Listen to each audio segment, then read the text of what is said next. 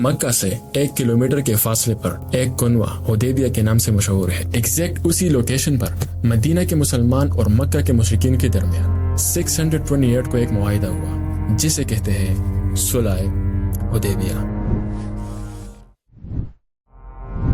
6 ہجری 628 میں حضرت محمد صلی اللہ علیہ وآلہ وسلم 1400 مسلمانوں کو لے کر عمرہ کے لیے مدینہ سے نکل کر مکہ جا رہا تھا، لیکن جیسے ہی مکہ والوں کو پتہ چلا تو فوراً خالد بن ولید کو انفارم کیا۔ خالد بن ولید جو بعد میں مسلمان ہوئے تھے، انہوں نے 200 گھوڑ سواروں کے ساتھ مسلمانوں کو مکہ سے باہر حدیبیہ کے مقام پر روک لیا۔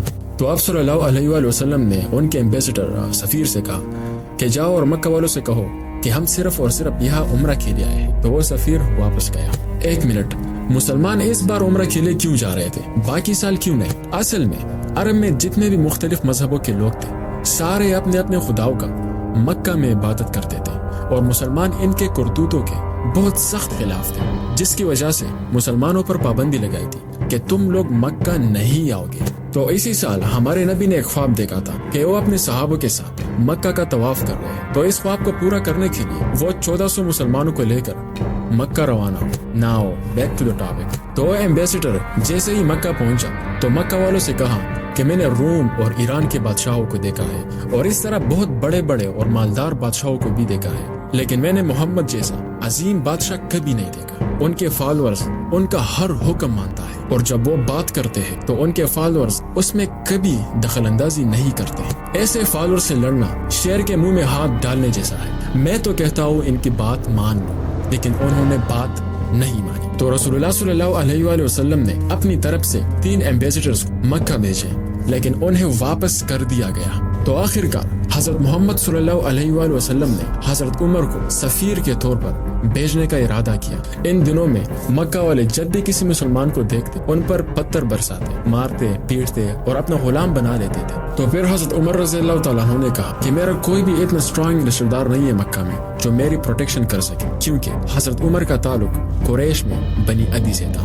تو حضرت محمد صلی اللہ علیہ وآلہ وسلم نے آخر کار عثمان کو بھیجنے کا ارادہ کیا ایز ایمبیسڈر، کیونکہ حضرت عثمان کا تعلق قریش میں سب سے طاقتور اور سب سے مالدار فیملی بنی امیہ سے تھا، اور اس فیملی نے آگے جا کر مسلمانوں پر 100 سال حکومت بھی کی، اور حضرت عثمان کو حکم دیا کہ مکہ جاؤ، وہاں پر پھنسے ہوئے مسلمان مردوں اور عورتوں کو خوشخبری سنا دو کہ بہت جلد ہم مکہ کو فتح کریں گے، تب تم آزاد رہو گے، یہاں تک کہ وہاں کسی کو بھی اپنے ایمان چھپانے کی ضرورت نہیں ہوگی۔ ابان بن سعید جو بعد میں مسلمان ہوئے تھے، حضرت عثمان نے ان سے اپنی پناہ مانگی، تو ابان بن سعید نے ان کی پناہ منظور کر لی، اور حضرت عثمان اپنے آگے کیا اور خود پیچھے ہوئے تاکہ لوگوں کو پتہ چلے کہ یہ ان کے پناہ میں ہے۔ اس طرح وہ کسی بھی مشرک سے محفوظ رہتے ہیں۔ حضرت عثمان رضی اللہ تعالیٰ عنہ مکہ میں لوگوں کے بیچ کھڑے ہوئے اور حضرت محمد صلی اللہ علیہ وآلہ وسلم کا پیغام سنا ہے۔ تو مکہ والوں نے کہا کہ تم لوگوں کا پیغمبر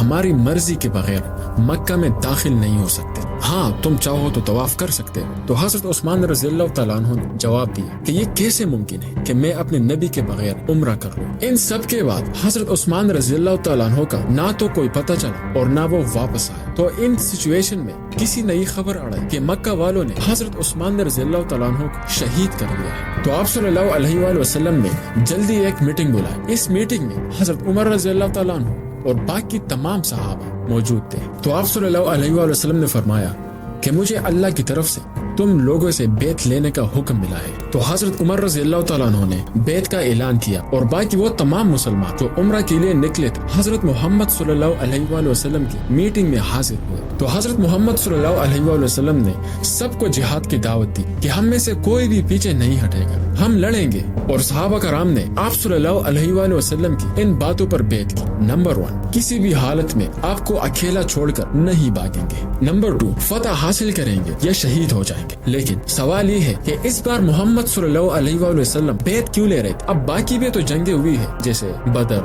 احد، خندق، ان میں سے تو کسی سے بھی بیعت نہیں لیا گیا۔ اصل میں حضور صلی اللہ علیہ وآلہ وسلم اپنے خواب کو پورا کرنے کے لیے مکہ جا رہے تھے، مینز لڑنے کے لیے نہیں۔ تو اسی وجہ سے انہوں نے کوئی بھی خاص قسم کی تلوار، شیلڈز، آرمز اپنے ساتھ نہیں لائے، صرف ذبح کے لیے جانور لائے تھے اپنے ساتھ۔ مطلب یہ بیعت موت پر بیعت تھی، اور حضرت محمد صلی اللہ علیہ وآلہ وسلم نے حضرت عثمان کی طرف سے بیعت کی تو حضرت محمد صلی اللہ علیہ وآلہ وسلم کو بعد میں اللہ تعالیٰ کی طرف سے یہ اطلاع مل گئی کہ حضرت عثمان کو شہید نہیں کیا گیا. تو پھر آپ صلی اللہ علیہ وسلم نے فرمایا کہ جو لوگ بدر میں اور صلح حدیبیہ میں موجود تھے اللہ تعالیٰ نے ان سب کی مغفرت کی. اس بیعت کا ذکر اللہ تعالیٰ نے قرآن کریم میں ان الفاظ میں بیان کی ہے: اے پیغمبر، جب مسلمان آپ سے درخت کے نیچے بیعت کر رہے تھے تو اللہ تعالیٰ ان سے راضی ہوا اور جو سچائی اور خلوص ان کے دلوں میں تھا اس نے وہ معلوم کر لیا تو ان پر تسلی نازل فرمائی اور انہیں جلد فتح عنایت کی. ادھر جب قریش کو موت کے نام پر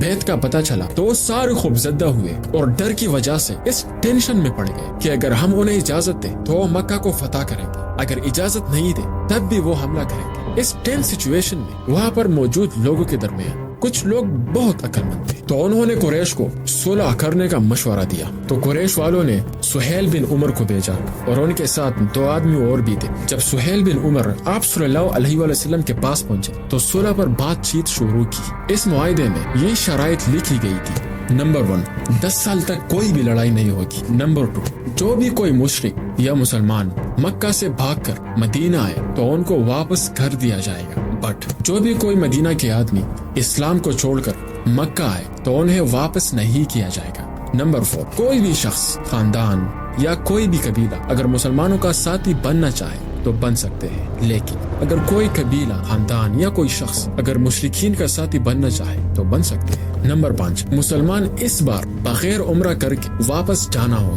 البتہ اگلے سال قریش مکہ کو خالی کر دیں گے اور بغیر آرمی اور اسلحہ کی مسلمان 3 دن تک یہاں ٹھہر سکتے ہیں اور عمرہ کر سکتے ہیں. یہ شرائط تو قریش والوں کے حق میں تھی، لیکن مسلمانوں کو یہ شرائط بالکل پسند نہیں آئی کیونکہ ان میں سے تو کوئی بھی پوائنٹ مسلمانوں کے حق میں نہیں تھا. لیکن رسول اللہ صلی اللہ علیہ وآلہ وسلم نے ان سب کی رائے ایک سائڈ پہ کی اور ایگریمنٹ پر مہر لگائے جو کہ حضرت عمر کو بہت ناگوار لگی اور وہ سیدھا ابو بکر صدیق رضی اللہ تعالیٰ عنہ کے پاس گئے اور بول اٹھے کہ کیا حضرت محمد صلی اللہ علیہ وآلہ وسلم اللہ کے رسول نہیں ہے؟ کیا ہم مسلمان نہیں ہیں؟ کیا وہ لوگ مشرک نہیں ہیں؟ تو اس پر حضرت ابو بکر صدیق رضی اللہ تعالیٰ عنہ نے فرمایا: بے شک حضرت محمد صلی اللہ علیہ وآلہ وسلم اللہ کا رسول ہے، بالکل ہم مسلمان ہیں، اور ہاں بے شک وہ لوگ تو مشرک ہیں اور ان کا ٹھکانہ جہنم ہے. لیکن ان سب کے بعد حضرت عمر نے جا کر حضرت محمد صلی اللہ علیہ وآلہ وسلم سے یہی سیم سوالات کی. تو آپ صلی اللہ علیہ وآلہ وسلم کہنے لگا: اے عمر، میں تو ان سارے شرائط پر راضی ہوں اور تم انکار کر رہے ہو. ایسے لگ رہا تھا کہ حضرت عمر اس میٹنگ میں ایک اور آدمی بیٹھا تھا جس کا نام تھا ابو عبیدہ.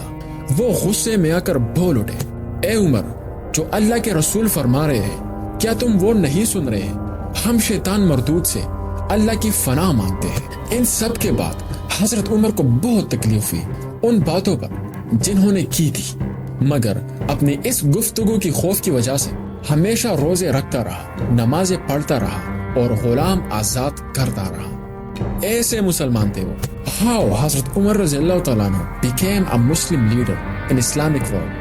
ان کی سٹوری پھر کبھی کریں گے، سو سبسکرائب. آپ صلی اللہ علیہ وآلہ وسلم نے اوس بن خولہ رضی اللہ تعالیٰ عنہ سے کہا کہ معاہدہ لکھو. اس پر سہیل بن عمر نے کہا کہ یہ معاہدہ عثمان یا پھر علی لکھے گا.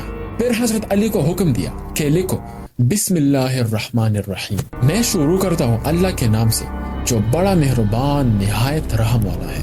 اس پر سہیل بن عمر نے پھر سے اعتراض کیا کہ ہم رحمان اور رحیم کو نہیں مانتے. آپ اس طرح لکھو: بسمک اللہم، یعنی شروع کرتا ہوں اللہ کے نام سے. پھر آپ صلی اللہ علیہ وآلہ وسلم نے فرمایا: اے علی، جس طرح سہیل کہہ رہا ہے اسی طرح لکھو. پھر آپ صلی اللہ علیہ وآلہ وسلم نے حکم دیا کہ لکھو کہ ان شرائط پر حضرت محمد صلی اللہ علیہ وآلہ وسلم نے سہیل بن عمر کے ساتھ صلح کی ہے. بٹ اس بار پھر سے اعتراض کیا گیا. سہیل بن عمر نے کہا کہ میں آپ کو اللہ کا رسول نہیں مانتا، کہ اگر ہم مان لیتے کہ آپ اللہ کا رسول ہیں پھر تو نہ آپ کو مکہ سے روکا جاتا اور نہ آپ سے لڑائی کی جاتی. آپ کو حضرت محمد صلی اللہ علیہ وآلہ وسلم کے نام کے بجائے یہ لکھنا پڑے گا: محمد بن عبداللہ. حضرت محمد صلی اللہ علیہ وآلہ وسلم نے ان سارے شرائط پر مہر لگا دی جو مسلمانوں کے حق میں نہیں تھا. سہیل بن عمر جو مکہ کی طرف سے اس ایگریمنٹ پر سائن کر رہا تھا، ان کا خود کا بیٹا مسلمان ہو کر مکہ سے بھاگ کر مدینہ آیا تو رسول اللہ صلی اللہ علیہ وسلم نے اسے واپس کر دیا. وہ بندہ جس کا نام ابو جندل تھا وہ روتا رہا، چیختا رہا، پیٹتا رہا، but deal is a deal. اس طرح بہت سارے لوگ مسلمان ہو کر مکہ سے آتے رہے، لیکن حضرت محمد صلی اللہ علیہ وآلہ وسلم نے انہیں واپس کر دیا۔ لیکن یہ ایگریمنٹ آہستہ آہستہ ان کے گلے میں پھنسنے لگی۔ معاہدے کا پہلا پوائنٹ کہ 10 سال تک کوئی بھی لڑائی نہیں ہوگی، اینڈ فار دیٹ حضرت محمد صلی اللہ علیہ وآلہ وسلم نے اس کا فل فائدہ اٹھایا۔ عرب کے باہر جتنے بھی سپر پاورز کنٹری تھی سب کو ایک ایک خط بھیجا اور اسلام کی دعوت دینا شروع کر دی۔ کئی امپائرز کو یہ بہت پسند آئے اور ڈائریکٹ اسلام قبول بھی کیا، بٹ رومن امپائر کو یہ بہت برا لگا اور وہاں پر موجود قریش لوگوں کو اپنے محل میں بلایا، اور اس ٹائم ابو سفیان بھی وہاں موجود تھے۔ وہاں پر موجود عربیوں کے ساتھ ابو سفیان رومن امپائر کے محل میں پیش ہوئے اور وہ تمام باتیں بتائی جو محمد صلی اللہ علیہ وآلہ وسلم کا کریکٹر شو کر رہی تھی۔ ان کی سادگی، دیانتداری سب بتایا۔ رومن امپائر نے جیسا یہ سب سنا تو بہت امپریس ہوا، لیکن وہ یہ سب پہلے سے ہی جانتے تھے کہ ہم لوگوں کو پہلے سے ہی پتا تھا کہ بہت جلد ایک پیغمبر آنے والا ہے، لیکن یہ تم عربیوں میں سے ہوگا یہ ہم نے کبھی نہیں سوچا۔ لیکن اس کے بعد جیسے ہی ابو سفیان اپنے لوگوں کے ساتھ باہر آیا تو کہنے لگا کہ اب تو محمد سے رومن امپائر بھی گھبرانے لگا ہے۔ ان دونوں کرسچن امپائرز میں سے حبشہ کا بادشاہ جس کا نام نجاشی تھا، انہوں نے تو اسلام قبول کیا، لیکن رومن امپائر نے ریجیکٹ کیا۔ اس زمانے میں یہ تو ایسا لگ رہا ہے کہ یہ تو بہت بڑی بات ہے جو رسول اللہ صلی اللہ علیہ وآلہ وسلم نے بڑے بڑے سپر پاورز کو اسلام کی دعوت دی تھی، بٹ اس زمانے میں ایسا تھا کہ آج پاکستان کے ایک چھوٹے سے گاؤں سے ایک خط لکھا جائے ڈونلڈ ٹرمپ کو، ناؤ یہ تو دونوں کرسچن امپائرز تھے، لیکن ایران کا بادشاہ خسرو جو آگ کی عبادت کرتا تھا، اس نے لیٹر کو پھاڑ کر کہا کہ تم چھوٹے لوگ اس ڈیزرٹ سے آ کر مجھے سکھاؤ گے کہ زندگی کیسے گزارنی ہے۔ اس کے بعد خسرو نے اس بندے کو اپنے محل سے نکالا اور حضرت محمد صلی اللہ علیہ وآلہ وسلم کے پیچھے 2 بندے بھی لگائے مارنے کے لیے۔ جس بادشاہ نے ان کے پیچھے جو 2 بندے لگائے تھے ان کے اپنے ہی بیٹے نے انہیں قتل کیا۔ اس کے بعد جیسے ہی وہ دونوں بندے جب آپ صلی اللہ علیہ وآلہ وسلم کے پاس پہنچے تو انہوں نے فرمایا جس بادشاہ نے تمہیں مجھے مارنے کے لیے بھیجا ہے ان کے اپنے ہی بیٹے نے انہیں مار دیا ہے۔ تو وہ دونوں بندے واپس گئے۔ ان سب کے بعد دھیرے دھیرے پوری دنیا میں اسلام پھیلنے لگا اور بہت سارے کرسچنز اور یہودی مسلمان ہونے لگے۔ معاہدہ کا پہلا پوائنٹ ویسے بھی 10 سال تک کوئی بھی لڑائی نہیں ہونی تھی، تو مسلمانوں نے اپنی نظریں مکہ سے اٹھا کر خیبر کی طرف کی۔ سبسکرائب